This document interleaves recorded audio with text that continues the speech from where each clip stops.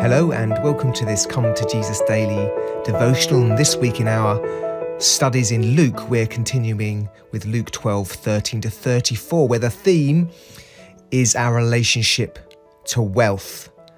Not often a popular theme, but this is where we're at in the gospel, and Jesus teaches a lot about our relationship to wealth. And today we see that we need to learn to be rich toward God in our stewardship of wealth. Let's read from Luke 12:16-21. And he told them this parable. The ground of a certain rich man yielded an abundant harvest. He thought to himself, what shall I do? I have no place to store my crops. Then he said, this is what I'll do.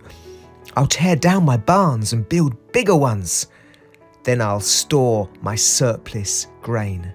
And I'll say to myself, you have plenty of grain laid up for many years. Take life easy. Eat, drink, be merry.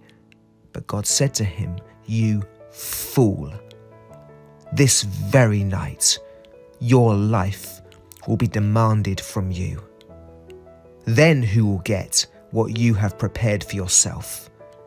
This is how it will be with whoever stores up things for themselves but is not rich toward God.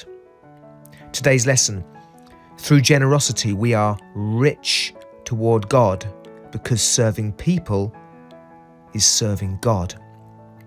I'm sure that we've all heard stories about people winning the lottery only to have relationship breakdowns and to lose it all. And success brings its own challenges.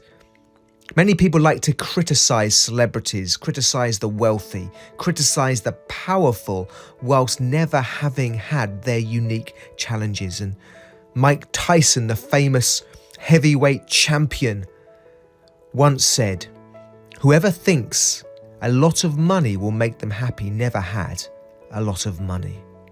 John D.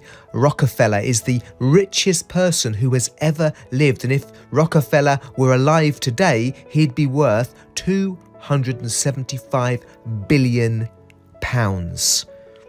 That's a lot of money, isn't it? That's when adjusted for inflation. £275 billion. When asked how much money does it take to make a man happy, his response was just $1 more. And I guess that's the sort of attitude that you need to become that wealthy. I think that most of us assume that we would be wise, we would be virtuous enough to handle success. If we had John D. Rockefeller's £275 billion, we would be such a blessing, don't we? We think that of ourselves.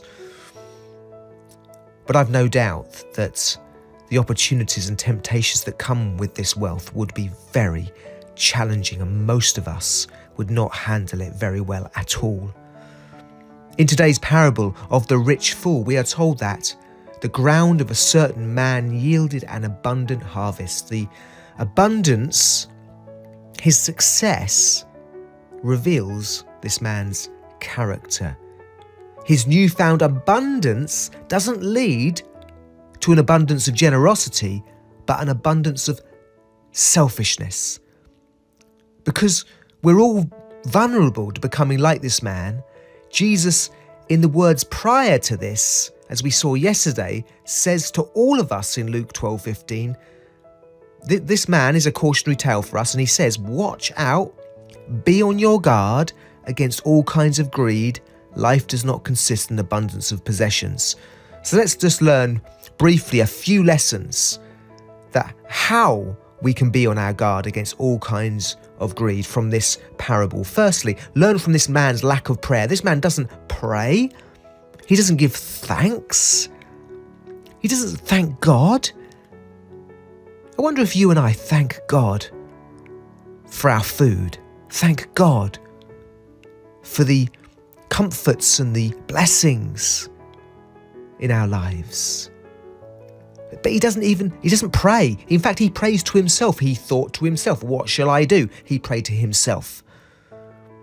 So firstly, learn about, to guard, we must pray about what we've got and be thankful as well. Secondly, Learn from his approach to storage. He said, what shall I do? I know what I'll do. I'll tear down these smaller barns and build bigger ones. And basically, it was selfish storage. He stored for his own pleasures. Let's be careful of that. Just storing more and more and more and more for our own pleasures. A steward understands that what they've got is the gift of God and is to be used on behalf of, yes, of ourselves and if our families and those close to us, of course. But also we steward what we've got on behalf of God for the blessing of others, because God wants to work through us. To be rich toward God means to be rich in using our wealth for his will. So learn from this man's selfish storage. Thirdly, learn from his ambitions. He had these ambitions. I'll say to myself, you have plenty of grain laid up for many years. Take life easy, eat, drink, be merry. This man wanted to put his money to work in serving his own pleasures without any thought for God's will. Fourthly, learn from this man's short-term thinking. And this is so prevalent, isn't it? We believe that this life is all that there is, so we use our wealth for this life, not realizing that if we are rich toward God and use it in serving him, we store up treasure in heaven. That's a big subject, but there's a promise. We store up treasure in heaven that can never be lost. Because God says to this man, you fool, this very night your life will be demanded of you. Then who will get what you have prepared for yourself? Wealth correctly uses, in light of eternity, stores treasure in heaven. So let's learn from this man's short-term thinking and let's learn to live for eternity. Finally, he was not rich toward God.